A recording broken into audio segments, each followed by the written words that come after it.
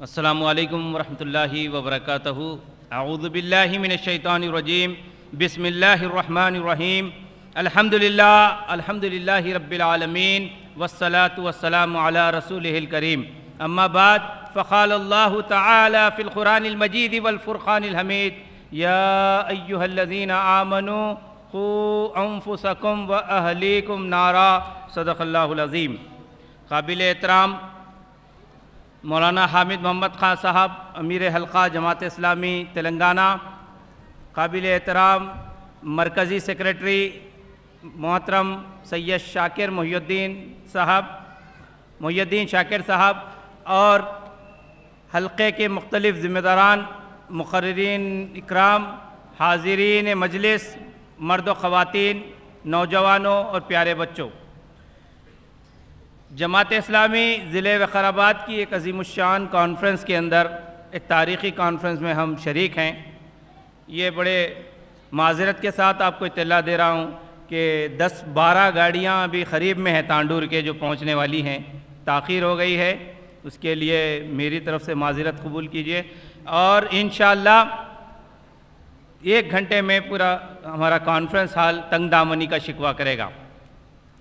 یہ عنوان قوا انفسکم واہلیکم نارا، قرآن مجید میں مسلمانوں کی ذمہ داری بتائی گئی ہے کہ وہ اپنے آپ کو اور اپنے اہل و عیال کو جہنم یا دوزخ کی آگ سے بچائیں، اسلامی شریعت کے پابند بنیں، اللہ تبارک و تعالیٰ کی رضا کے راستے کو اختیار کریں، اللہ کے رسول صلی اللہ علیہ وسلم کی شریعت کے مطابق اپنی زندگیوں کو گزاریں، اور اپنے گھر میں، اپنی زندگی میں کوئی ایسا کام آنے نہ دے جس سے اللہ اور اس کا رسول صلی اللہ علیہ وسلم ناراض ہوتے ہوں۔ اس پیغام کے ساتھ ضلع وقارآباد کے 18 منڈلوں میں، اس کے تقریباً 90 تا 100 دیہاتوں کے اندر ہم نے پچھلے 20 دنوں سے انتھک محنت کی ہے۔ ہماری خواتین نے بھی، ہمارے مردوں نے بھی گاؤں جا کر وہاں پر دعوت ڈور ٹو ڈور دینے کی کوشش کی ہے۔ ہمارے تانڈور کا کوئی ایک گھر بچا نہیں ہے، الحمدللہ ہم نے ڈور ٹو ڈور کا کیمپین چلائی ہے۔ آج جس موضوع کے تحت آپ کو جمع کیا گیا ہے وہ ایک اہم موضوع ہے، اس کی طرف ہم توجہ دیں تو ہماری زندگیوں میں برکت آئے گی اور ملت اسلامیہ کی صورتحال میں تبدیلی ہوگی۔ یہ کانفرنس اس بات کی دعوت دیتی ہے کہ ہم اپنے خاندانوں کو مثالی خاندان بنائیں، شوہر، بیوی، ماں باپ، بچے سب مثالی بنیں، آپس میں ایک دوسرے کے وہ ہمدرد و غمگسار بنیں، اور بڑے لوگ مربی بنیں، چھوٹے بچے عزت اور ادب کرنے والے بنیں۔ یہ پیغام کے ساتھ یہ کانفرنس ہم منعقد کر رہے ہیں۔ اس کانفرنس کا ایک اور مقصد یہ ہے کہ ہم بڑھتی ہوئی تہذیبی ارتداد کو ایک بڑا خطرہ سمجھتے ہیں ہماری اپنی اسلامی تہذیب کے لیے۔ ہم دھیرے دھیرے دیگر مذاہب کی طرف جا رہے ہیں۔ اللہ کے نبی صلی اللہ علیہ وسلم نے تنبیہ فرمائی تھی، وعید فرمائی تھی، فرمایا من تشبہ بقوم فہو منہم، او کما قال علیہ الصلوۃ والسلام۔ اللہ کے رسول صلی اللہ علیہ وسلم نے فرمایا کہ جو کسی قوم کی اتباع کرے گا، پیروی کرے گا، اسی میں اس کا انجام ہوگا۔ ہماری ملت مختلف قسم کے رسم و رواجوں میں گھری ہوئی ہے۔ ہم لوگوں کے ساتھ کرسمس مناتے ہیں، ہم لوگوں کے ساتھ نیو ایئر مناتے ہیں، برتھ ڈے اینیورسری کرتے ہیں، اور ہم اپنی شادی بیاہ کے اندر نت نئے ہندو رسموں کو ہم نے رائج کر دیا ہے۔ اس کے بغیر ہماری شادی مکمل نہیں ہوتی۔ موت کے وقت بھی، غم کے وقت بھی اللہ کو یاد کریں، شریعت کی طرف رجوع کریں، آخرت کا خوف کھائیں، اس کے بجائے نت نئے ہندو رسموں کو اور دیگر مذاہب کی رسموں کو ہم نے اختیار کر لیا ہے۔ اس سے ہماری تہذیب پراگندہ ہو کر رہ گئی ہے، ہماری تہذیبی شناخت ختم ہو چکی ہے۔ ہم مسلمان برائے نام ہو کے رہ گئے ہیں، من حیث الجماعت من حیث الامہ ہم اسلام کی وہ ترجمانی پیش نہیں کر رہے ہیں جس کے ذمہ داری پر ہمیں عائد کیا گیا تھا۔ قرآن کہتا ہے وَكَذَلِكَ جَعَلْنَاكُمْ أُمَّةً وَسَطًا لِتَكُونُوا شُهَدَاءَ عَلَى النَّاسِ وَيَكُونَ الرَّسُولُ عَلَيْكُمْ شَهِيدًا۔ تم ٹھیک اسی طرح امت وسط بنائے گئے ہو، تمہارا کام ہے کہ حق کی ترجمانی کرے۔ یہ حق کی شہادت قولی بھی ہے اور عملی بھی ہے، لیکن ہم قولی شہادت کو بھی چھوڑ دیے، عملی شہادت کی صورتحال اس سے زیادہ بدتر ہو گئی۔ ہمارا قومی کردار اسلام کے خلاف جو ہے نمائندگی کر رہا ہے، اسلام کی نمائندگی کے بجائے اسلام کے خلاف نمائندگی کر رہا ہے۔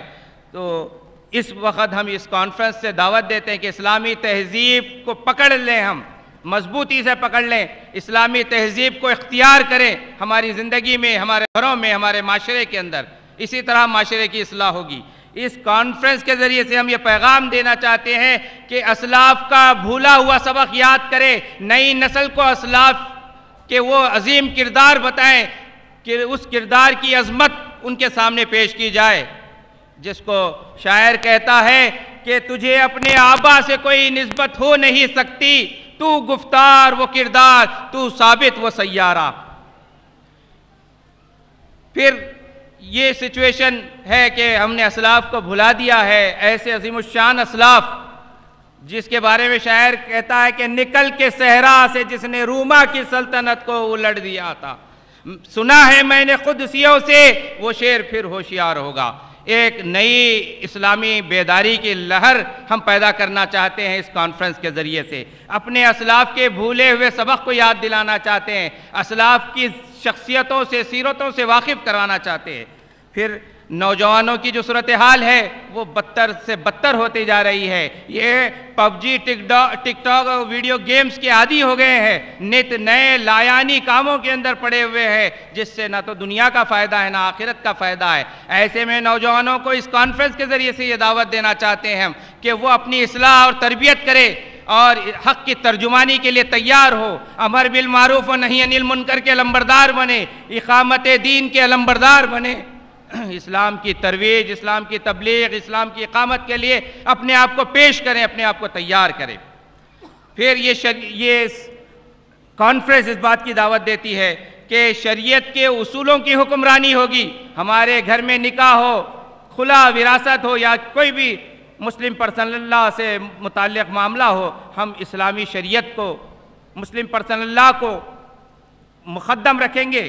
ہم آپسی جھگڑوں کے لیے کورٹ کچہری اور غیر اسلامی عدالتیں نہیں جائیں گے، ہم شرعی پنچایتوں کا رخ کریں گے، ہم آپس میں صلح صفائی کریں گے، آپس میں افہام و تفہیم کریں گے، آپس میں مصالحت کریں گے اور غیروں کے سامنے اپنا دکھڑا نہیں سنائیں گے۔